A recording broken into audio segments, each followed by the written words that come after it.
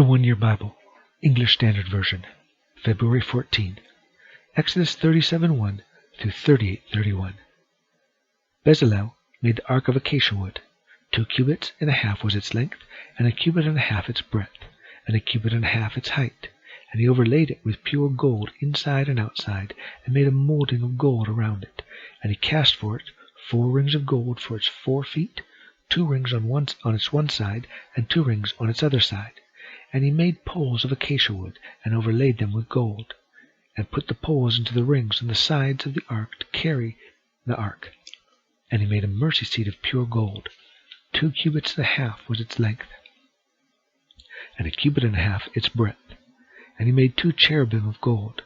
He made them of hammered work on the 2 ends of the mercy seat, 1 cherub on the one end, and 1 cherub on the other end.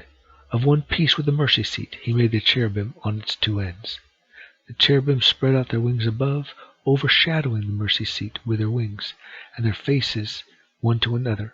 Toward the mercy seat were the faces of the cherubim. He also made the table of acacia wood. 2 cubits was its length, a cubit its breadth, and a cubit and a half its height. And he overlaid it with pure gold, and made a molding of gold around it. And he made a rim around it, a handbreadth wide, and made a molding of gold around the rim. He cast for it 4 rings of gold, and fastened the rings to the 4 corners at its 4 legs. Close to the frame were the rings, as holders for the poles to carry the table. He made the poles of acacia wood to carry the table, and overlaid them with gold. And he made the vessels of pure gold that were to be on the table, its plates, and the dishes for incense, and its bowls and flagons with which to pour drink offerings. He also made the lampstand of pure gold.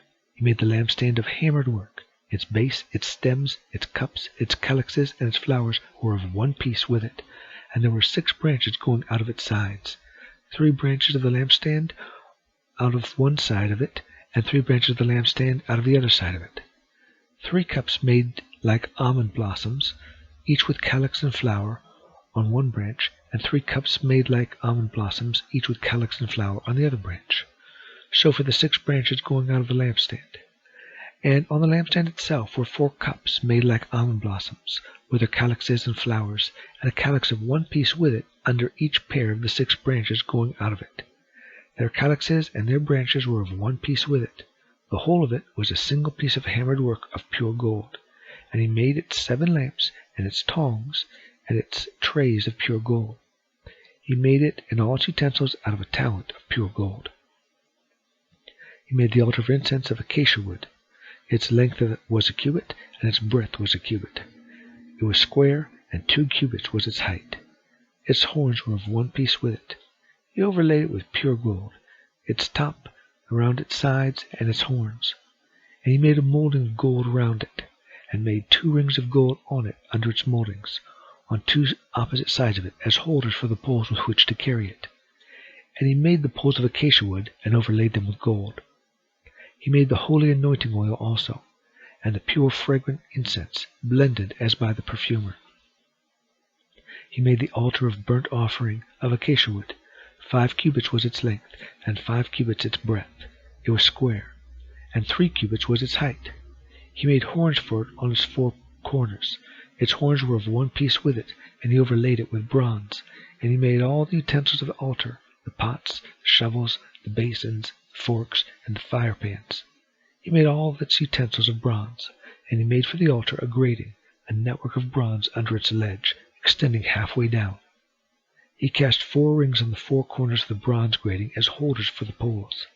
He made the poles of acacia wood and overlaid them with bronze, and he put the poles through the rings on the sides of the altar to carry it with them. He made it hollow with boards. He made a basin of bronze and its stand of bronze from the mirrors of the ministering women who ministered in the entrance of the tent of meeting. And he made the court for the south side of the hanging of the And he made the court. For the south side, the hangings of the court were of fine twined linen, 100 cubits. Their 20 pillars and their 20 bases were of bronze. The hooks of the pillars and their fillets were of silver. And for the north side, there were hangings of 100 cubits. Their 20 pillars and their 20 bases were of bronze, but the hooks of the pillars and their fillets were of silver. And for the west side, were hangings of 50 cubits. Their 10 pillars and their 10 bases. The hooks of the pillars and their fillets were of silver. And for the front to the east, 50 cubits. The hangings for one side of the gate were 15 cubits, with their 3 pillars and 3 bases. And so for the other side. On both sides of the gate of the court were hangings of 15 cubits, with their 3 pillars and their 3 bases. All the hangings around the court were of fine twined linen, and the bases for the pillars were of bronze, but the hooks of the pillars and their fillets were of silver. The overlaying of the capitals was also of silver, and all the pillars of the court were filleted with silver. And the screen for the gate of the court was embroidered with needlework in blue and purple and scarlet yarns, and fine twined linen. It was 20 cubits long, and 5 cubits high in its breadth, corresponding to the hangings of the court. And their pillars were 4 in number. Their 4 bases were of bronze, their hooks of silver, and the overlaying of their capitals and their fillets of silver. And all the pegs for the tabernacle and for the court all around were of bronze. These are the records of the tabernacle of the testimony, as they were recorded at the commandment of Moses.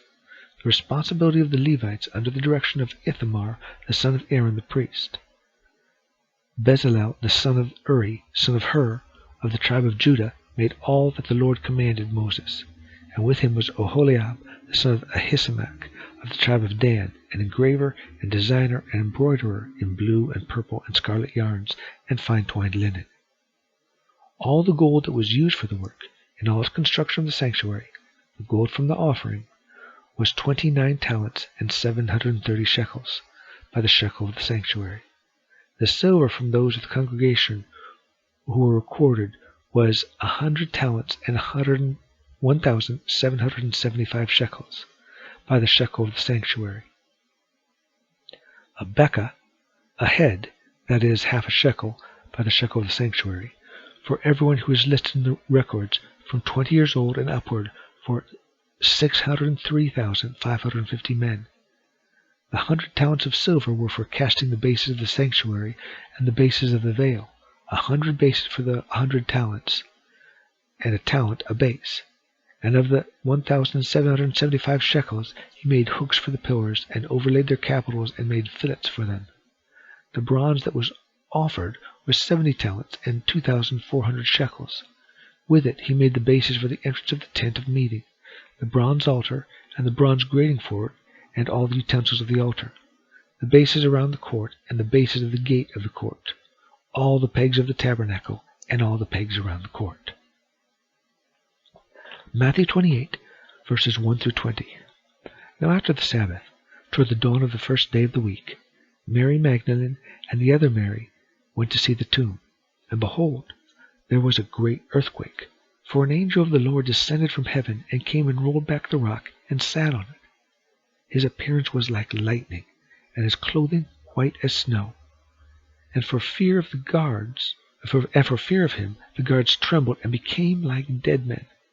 But the angel said to the women, "Do not be afraid, for I know that you seek Jesus who was crucified. He is not here, for he is risen, as he said. Come and see the place where he lay. Then go quickly and tell his disciples that he has risen from the dead. And behold, he is going before you to Galilee. There you will see him. See, I have told you." So they departed quickly from the tomb with fear and great joy, and ran to tell his disciples. And behold, Jesus met them and said, "Greetings." And they came up and took hold of his feet and worshipped him. Then Jesus said to him, "Do not be afraid. Go and tell my brothers to go to Galilee. There they will see me." While they were going, behold, some of the guard went into the city and told the chief priests all that had taken place. And when they had assembled with the elders and taken counsel, they gave a sufficient sum of money to the soldiers, and said, "Tell the people, his disciples came by night and stole him away while we were asleep. And if this comes to the governor's ears, we will satisfy him and keep you out of trouble." So they took the money and did as they were directed. And this story has been spread among the Jews to this day. Now the 11 disciples went to Galilee, to the mountain to which Jesus had directed them. And when they saw him, they worshipped him, but some doubted. And Jesus came and said to them, "All authority in heaven and on earth has been given to me. Go, therefore, and make disciples of all nations, baptizing them in the name of the Father, and of the Son, and of the Holy Spirit, teaching them to observe all that I have commanded you. And behold, I am with you always, to the end of the age. Psalm 34, verses 11 through 22. Come, O children, listen to me. I will teach you the fear of the Lord. What man is there who desires life, and loves many days, that he may see good? Keep your tongue from evil, and your lips from speaking deceit. Turn away from evil and do good. Seek peace and pursue it. The eyes of the Lord are toward the righteous, and his ears toward their cry. The face of the Lord is against those who do evil, to cut off the memory of them from the earth. When the righteous cry for help, the Lord hears and delivers them out of all their troubles. The Lord is near to the brokenhearted, and saves the crushed in spirit. Many are the afflictions of the righteous, but the Lord delivers him out of them all. He keeps all his bones, and not one of them is broken. Affliction will slay the wicked, and those who hate the righteous will be condemned. The Lord redeems the life of his servants. None of those who take refuge in him will be condemned. Proverbs 9, verses 9 through 10. Give instruction to a wise man, and he will be still wiser. Teach a righteous man, and he will increase in learning. The fear of the Lord is the beginning of wisdom, and the knowledge of the Holy One is insight.